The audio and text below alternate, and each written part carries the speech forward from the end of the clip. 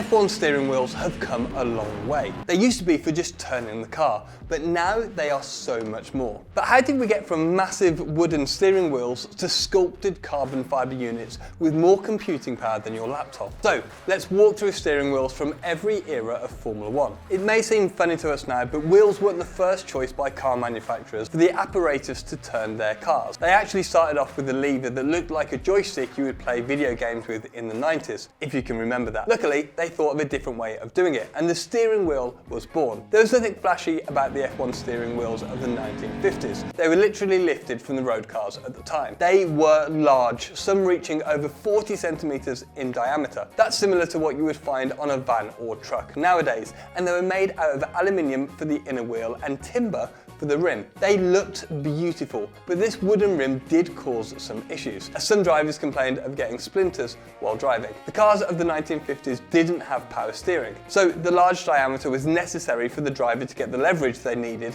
to get the car going where they wanted it to. The thin tyres of the day didn't provide much grip either, so luckily the drivers spent most of their time sideways. This meant the driving technique was quite drifty. With a heavy engine in front of the driver, they had to deal with a lot of understeer. So to get the car turned, they slammed the throttle mid-corner to get the rear rotating, and then four-wheel drifted coming out of the corner. And of course, the large round steering wheel came in handy when controlling the car to drift. And it's similar to the drift cars of today, which also tend to opt for a larger steering wheel. In the 60s, the car started looking more like this. The engine was moved to behind the driver, which legendary figure Enzo Ferrari wasn't enthusiastic about. He was quoted at the time saying, "The horse pulls the cart, it doesn't push it." But eventually, he came around to the idea. This design change completely altered the car's setup, with the front becoming much more streamlined. The driver's positioning also shrunk further into the car, and they started to surround the wheel more, rather than sitting behind it. This meant there was much less room for the steering wheel. It had to be enclosed behind the front windscreen as well. And as a result, the steering wheel shrunk to accommodate this. The 1970s saw little change to the 1960s spec, but in the second half of the decade, the first ever switch appeared on an F1 car,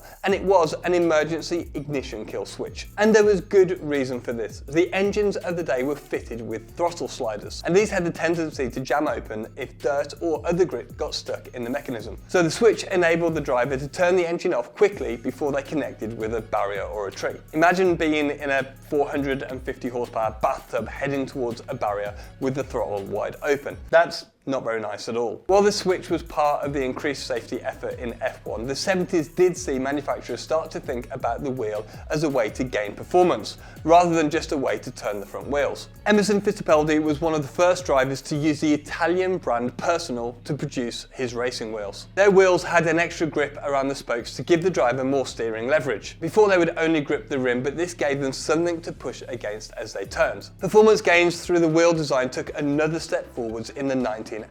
The first design change was suede replacing leather around the rim, to great reviews from the drivers. Stefan Johansson, who drove for McLaren and Ferrari during an F1 career that spanned the 1980s, said this was the biggest improvement they made during his time in the sport. The rougher and grippier suede gave him much more feel in the steering wheel. Following in Fittipaldi's footsteps, the drivers started to demand bespoke wheels to suit their driving styles. For example, Nigel Mansell, not my dad, was known for wrestling with his car, so he opted for an extremely small diameter rim with a thick grip to strengthen the wheel. Nevertheless, he still got it replaced 2 years in a row after the Belgian Grand Prix because he'd put so much force through the wheel that he bent the rim going through Eau Rouge. On the other end of the spectrum, Senna preferred a larger wheel with a thinner grip, as he was able to feel more from that type of wheel.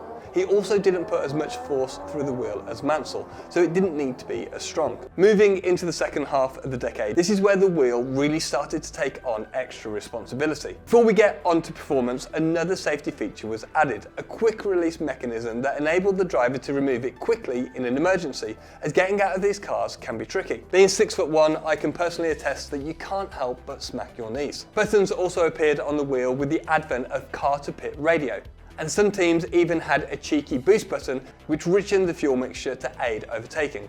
However, by far the biggest evolution so far, and maybe ever for the steering wheel, was the introduction of paddle shift gearboxes. The legendary designer John Barnard had the idea to remove the clutch pedal and introduce two paddles on the back of the wheel for the drivers to change gear in his new Ferrari 640 for 1989. This helped save space, weight, and the need for the driver to remove their hands from the wheel when changing gears. It was also much faster. After some early reliability issues, of course, the idea was a game changer, and by the early 1990s, every team had transferred to paddle shift gearboxes. The humble steering wheel had finally had its first massive evolution. The widespread introduction of paddle shift gearboxes was just the start of the steering wheel revolution in the 1990s. Electronics were taking over F1, and this dramatically sped up the development of technology in the steering wheel. Technology hasn't just changed the way F1 teams use steering wheels, but it's also changed how we learn. If you're looking to work in Formula 1 or motorsport in the future, you're going to need to understand Formula 1 from the bottom up. And this is where today's sponsor, Brilliant, can really help. They are the best place to learn about science, technology, engineering and maths, with thousands of lessons among over 70 courses that enable you to learn by doing, with new content added monthly. Now, my recommendation would be the course on classical mechanics, as it uses Formula 1 as a case study, building your knowledge of friction, aerodynamics and torque. Look at this, it's even basing sections on the Lowe's hairpin in Monaco.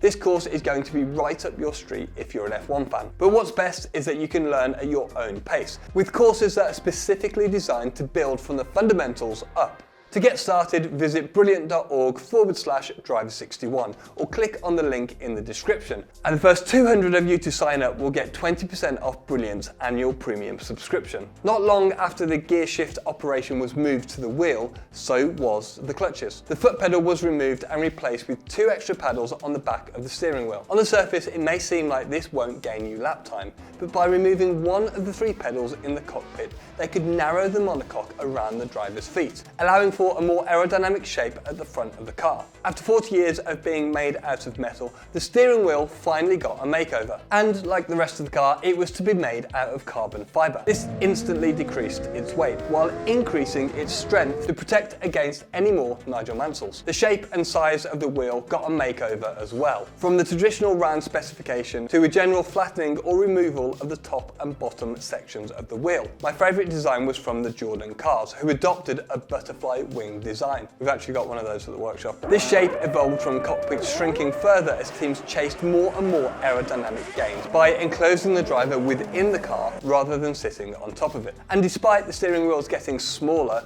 their functionality increased. The buttons from the 1980s stayed around, but were now joined by other functions like pit lane speed limiters and reverse gear. These buttons were also joined by rotary dials in the 90s. Drivers could now select different engines and traction control settings, enabling them to change key parameters as they drove. This was the start of the drivers having much more individual control over their cars while out on track, but it also changed their skill set.